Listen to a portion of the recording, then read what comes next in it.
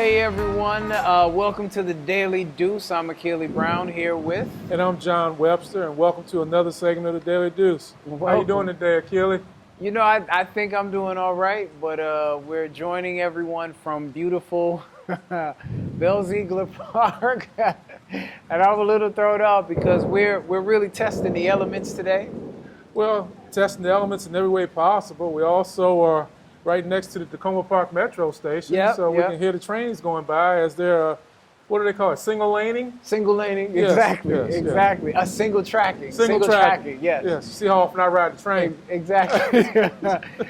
We also got a small little thunderstorm going on here, so you may hear some lightning in the background. So bear with us, and you can send any letters, flowers, cards to our local hospital. But in the meantime, what we're going to do is we're going to enjoy the time that we have. So we got two main topics that we want to talk about today. Today we're going to talk about the Redskins. Okay. We're also going to talk about the Olympics. Okay. So we're getting closer and closer to the beginning of the NFL season. Right. There we have our Redskins. Hail to our local Redskin team. And you got any predictions? You got any feelings or thoughts? Well, Akili, I've always said that I'm a realistic Redskin fan. A realistic? Realistic. Okay. So, last year they were 9-7. Yep. Right now, I'll say 7-9, 6-10. So we're not mistaken. That's 7 wins, 9 losses. Okay, all right. Maybe 6 wins, 10 losses. All right. I know they've only had one preseason game, but in preseason it's hard to say. But the one thing about the NFC East each year, it's never a repeat winner of the division. No. You've had Cowboys win it. You've had the Redskins last year. You've had the Giants win it. The Eagles have won it. Yeah. And I just don't see the Redskins repeating. Also, I think everything was aligned perfectly for the Redskins last year. They played a schedule against a lot of teams that were not strong, shall we say. This year they have a first-place schedule. They're starting the season off against the Pittsburgh Steelers. That's nothing to laugh at. I think they got the Cincinnati Bengals on the schedule. Yeah. On top of playing the Eagles. Yeah. The Giants, the Cowboys, they got the Ravens. That's really not an easy schedule. It's not. It's really not an easy schedule. Oh, man. So what do you think? I mean, I pretty much feel the same. You know, for as far back as I can remember, the Redskins haven't had that consistency. There hasn't been a consistent, they may have a good season. They may get, I don't remember way back, which seems like a really long time ago with RG3. What was that record? Do you remember what that season was? His rookie season, what the record was? 10-6. 10-6, East Division champions. Yeah, and I mean that's a really big deal. That is a really big deal. And then ever since that, it's just kind of been up and down and up and down, and even before him, up and down. And so, as you said, I completely agree. Last season they played a few somewhat weaker teams, not as strong, but this season they're going to be playing some tough teams really early. So I think 7 wins is optimistic. I think that's the upside of the coin. And anything above that, I mean, The next show what we should do, we should bring the schedule out, go through it game by game and do predictions. Yeah. It's early. They just played Atlanta the other night. They look absolutely positively horrible in that game. But, it's early. Let's see. Maybe we'll change by the end of the preseason. Yeah. Maybe. Fingers crossed. Yeah. I mean, in this situation, that's the most you can do is fingers crossed and stay a consistent fan. But I guess for anyone watching the video, I'd like to hear in maybe the comments some of your thoughts or ideas on what you think the Redskins could do this season. But in all honesty, I think 7, maybe 8 wins, I think might be kind of pushing it. We're going to get a lot of people that are diehard Redskin fans. 12-4, Super Bowl.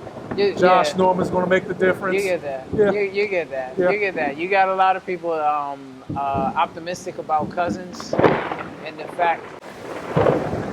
All right. As I said, folks, we got the Lightning going in as a third cast member for today's show. Yeah. But yeah, I think that is the Redskins. Next show we'll bring out the schedule. see if we can do a few predictions and a few potential And summaries. we'll go from there. Yeah. All right. So that's it on the Redskins. We'll be right back. Hey again, guys. So now we're going to spend a little bit of time talking about the Olympics. And in this situation, the Olympics is something that I am personally a huge fan of. I mean, I've loved the Olympics ever since I was a really little boy. Track and field, gymnastics, soccer, football. I mean, all the sports, even sports that I normally don't care about, I've found myself sitting down and watching. But John, on the other hand, Well, I won't say I dislike it totally, okay. but I'm not as captured by it. I can watch some of it, but it doesn't capture my attention as when I was a young kid. Now I think it's watered down, the basketball piece now. With other countries had pro players before, but the United States up until 1992 was using amateurs, so to speak. Yeah. The track and field, I used to really enjoy that, but it's been a lot of discussion and controversy about the doping and who's taking some type of PED and who's not taking PEDs. Used to be a big fan of the boxing component. Used to have really great boxers back in the 70s in the Olympics. You don't have as many now. It's just, I guess as a whole, it's kind of watered down. I just don't find it, Yeah. Yeah. The funny thing about it is that the level of competition in many sports is starting to even out because most recently with the U.S. men's basketball team, the women's basketball team is still a bit of a gap. But with the men's team, they played France, Australia, Serbia. And those were really close games, like really competitive, and went right down to the final buzzer. Yeah, and that's, in some aspects, that's disappointing to me, Achille, because you're missing, in my opinion, probably the best NBA player in LeBron James. He's not in the Olympics right now. And I understand why he's tired. A few of the others. You're missing another one who's one of the top five, which would be Steph Curry, and they're not playing. And this team that you have right now, they're struggling to find continuity. They're really struggling on the defensive end of the court, and that's where you win your championships on defense. Yeah. And they're not getting it done. Klay Thompson has really been struggling shooting until this past game against France when he let loose for 30.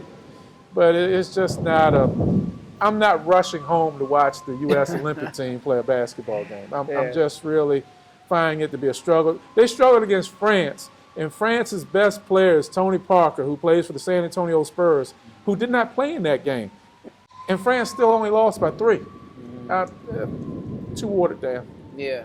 Too watered down. So are there any stories or experiences when you were young that you did have a good? Oh man, back in the '70s, and again I'm showing my age. 1976 Olympic team. The U.S. Olympic team had 5 or 6 guys who won gold medals, and they also ended up becoming world boxing champions as pros. Leon Spinks, Michael Spinks, Sugar Ray Leonard, Leon Randolph, Howard Davis, to name a few. John Tate. All of them ended up becoming great professional fighters, with, of course, Ray Leonard being, in my opinion, and I'm biased, the best out of that whole group. Yeah. 1980 was the block. We boycotted because it was in Russia, so the team didn't go that year. 84, there was a reverse block because Russia didn't come to the United States. So those are some times I really enjoyed the Olympics. Matter of fact, the 84 team, that was one of the best amateur basketball teams put together. Michael Jordan, Sam Perkins, Wayman Tisdale, Bobby Knight was the coach. Unbelievable. Didn't miss a game. Did not miss a game. Look forward to it. Yeah. That was amateurism at its best. Yeah. Okay. All right. Very good. Very good. For me, actually the first time I really started to remember the Olympics was gymnastics. This is, I think this is the early 90s, late 80s, if I'm not mistaken. I think it was early 90s with... Would that be Nadia Comaneci?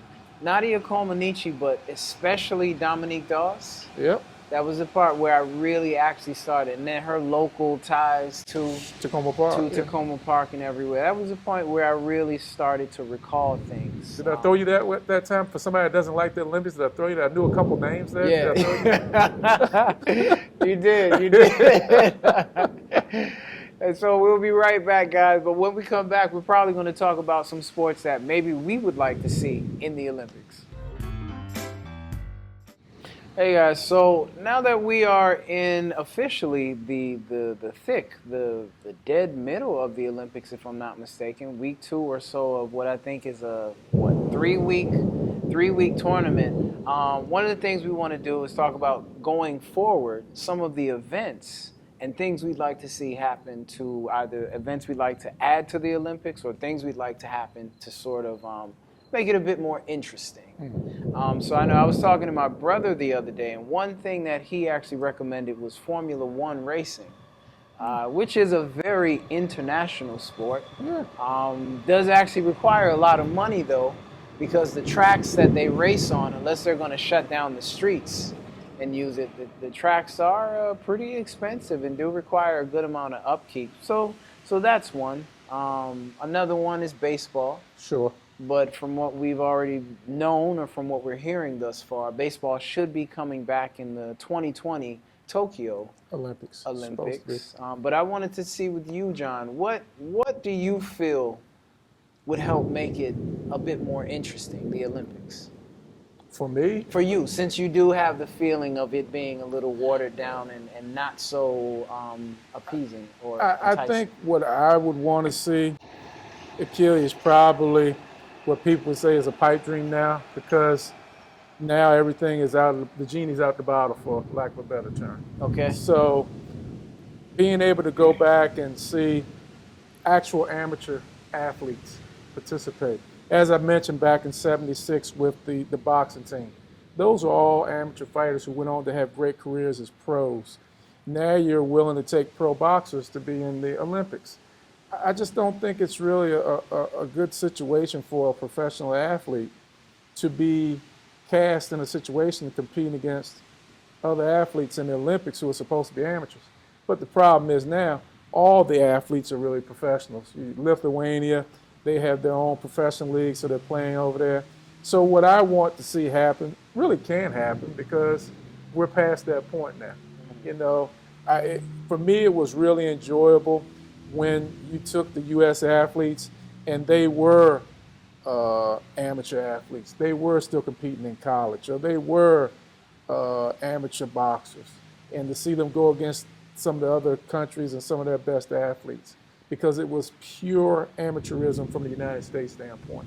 I think we missed that now. It's gone past that point. As a lot of people tell me, I'm too old school and want to hang on to the old school. So, you know, and like I said, I say I don't watch it. I don't watch a great deal of it, but there are some great things still going on in the Olympics. Last night you had a great race with Usain Bolt beating Justin Gatlin, you know, and congratulations Usain Bolt, he ran a great race. You know, those things are still very interesting to have and to watch. I do enjoy track and field. I guess I get a little downtrodden because of the whole doping, PED thing. I mean, it goes back and forth.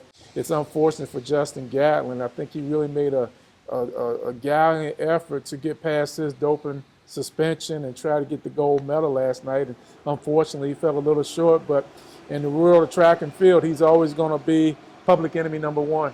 You know, and that's how he'll always be looked upon. Yeah, so. And you know, really interesting point as far as the mix with the professionals and the amateurs. And it's something that I thought about as well way back with the Dream Team. And as I saw it, originally my thought was it's a little bit unfair putting this group of amateur basketball players against these guys who do it for a living, 24/7, 365. But then from another aspect, it was interesting because these other countries are getting a chance to play against professionals. So it's kind of like a ultimate test of your own skill set. Like, you know, in many situations, going from either high school to college or college to the pros, you want to get a chance to scrimmage with someone on another level to Sure. really give you a true understanding of, what you need to work on, where your skills are and things like that. So I agree with the point you made. I definitely agree with your point you made. But I think at this point, I also find it interesting because those athletes who are from countries with smaller programs or who are not as experienced as the countries who do have larger programs and professionals, those countries often get a chance to really evolve or mature their particular skill level or talent by going up against some of the greatest. But I definitely see your point. But that's all the time we have for today. Thank you, everyone, for tuning in to the Daily Deuce. We'll be back next time. We're going to talk more Redskins. We're going to be even closer to the season. And also some other interesting stories happening in the world of sports. Thank you for joining us again today. Yes, we're going to talk about the Redskins, and hopefully we're going to talk about the best college football program in the country Notre Dame. I look forward to that. And congratulations to Michael Phelps and his wonderful Olympic victories that he had. Yes, congratulations to him. Yeah. So, guys, we hope to see you next time. Until then, I'm Akili Brown. I'm John Webster. Take care. Be safe.